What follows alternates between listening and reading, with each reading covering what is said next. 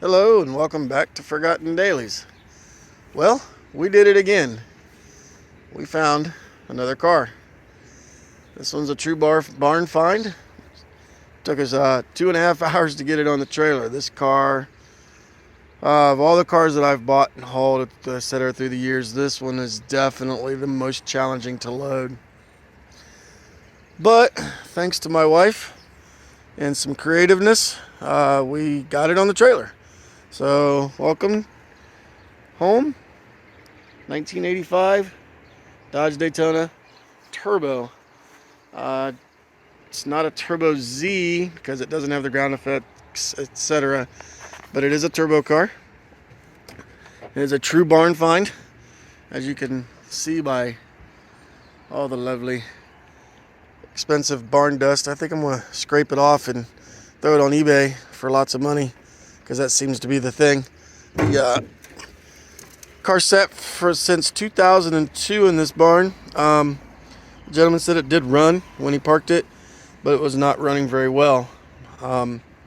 Supposedly this engine is out of an 88 LeBaron, and he was saying something about the Hall effect didn't work with the computer, etc. I don't know. But I didn't really get time to go over it last night because, like I said, it took us 2.5 hours to get it loaded. So obviously the engine condition is unknown. Everything is unknown. I haven't even, this is the first I've looked at the car while making this video.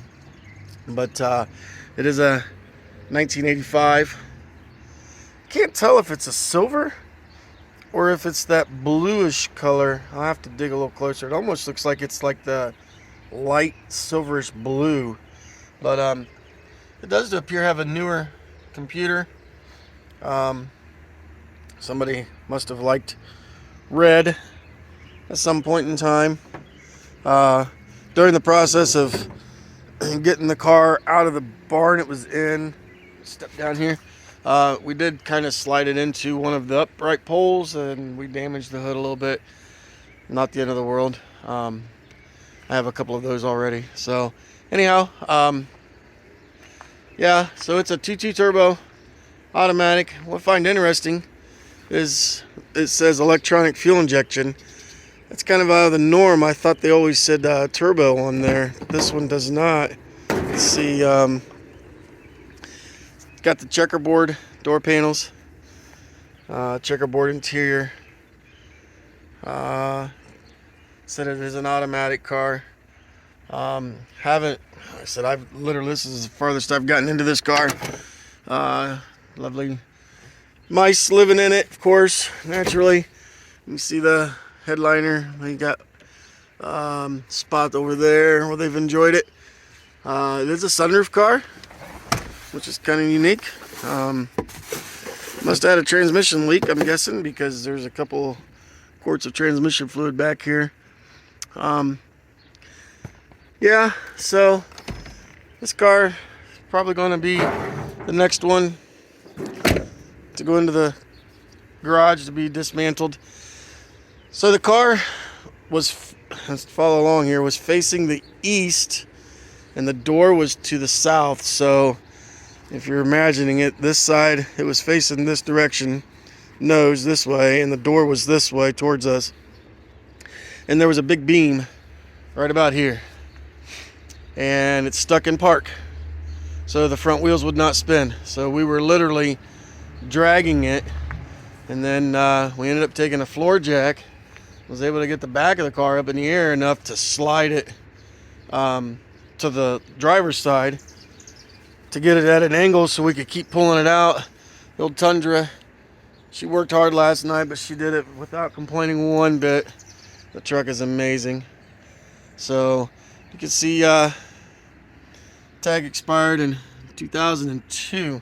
So 21 years it sat in the barn, and this is the first time it's seen natural daylight in quite a long time. It does have the louvers, which is cool.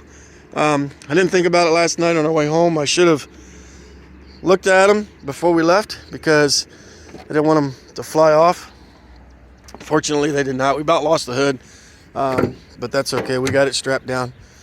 But yeah, the seats aren't believe it or not, they're not terrible. There's a spot there and a few down here. Unfortunately, nobody's going to want them probably because of their condition, which is fine. This seems like I'm going to have to climb in through the back seat to try to figure out how to get the hatch open, because the gentleman couldn't find the door key and the release lever does not appear to be working. So yeah, that'll be a little bit of a challenge.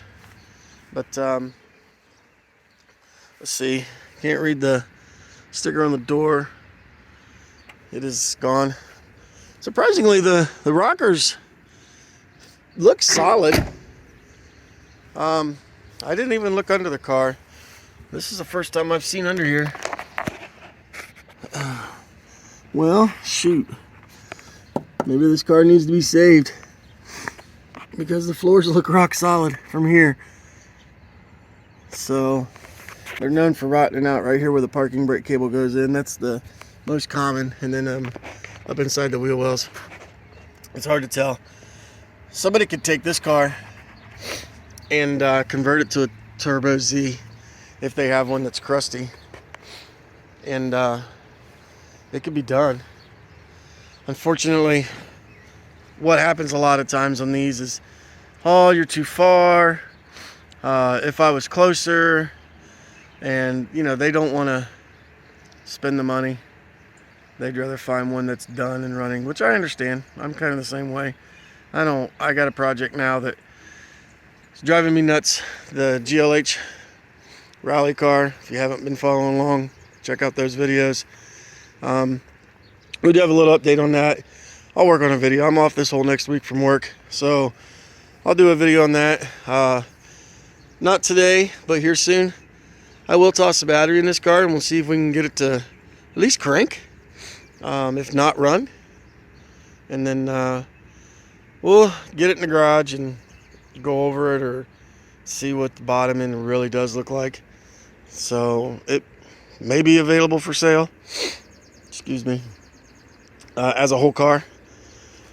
So I don't know, the community can determine that, if anybody wants to spend a little money on a project car.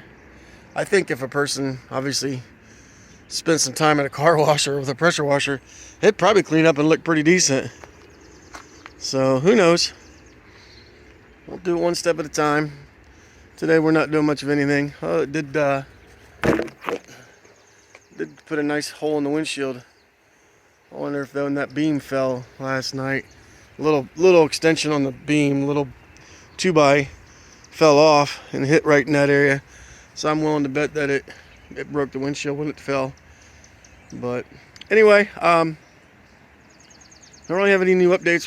We're working on a deal to get some more of these cars, and supposedly a bunch of parts. I'm not going to go into details right now until we get it finalized and I get them home.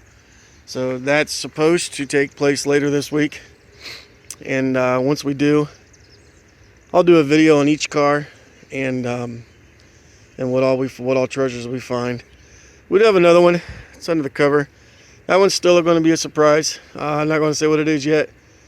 I'm going to try to do a video on that as well, and then maybe see what we can do with that car. And then inside our little canopy storage building here, we have the Horizon. It's pretty much ready to go. Not really. Get in here real quick. Pause. Pardon this. It's pretty well stripped down. A few more little pieces, and it's going across the scale. So it'll be gone this week as well. So, but anyhow, if you like this kind of content, if you like these little cars, like, follow, subscribe, comment. Let me know what you think. Let me know if you want to see something specific. If you want to see a how-to, I've done some how-to videos. I'm definitely not against trying to help the community. This is what we do. We do sell on eBay all of our parts under Forgotten Dailies LLC. So yeah, we try to help out as much as we can, and I've been into these cars for a long time, but I'm still learning all the time. You know, every day I learn something new. So, but that's part of the game. So anyways, let's finish you out with these pretty awesome mud flaps. And we hope you have a great day and enjoy the weather. Thanks.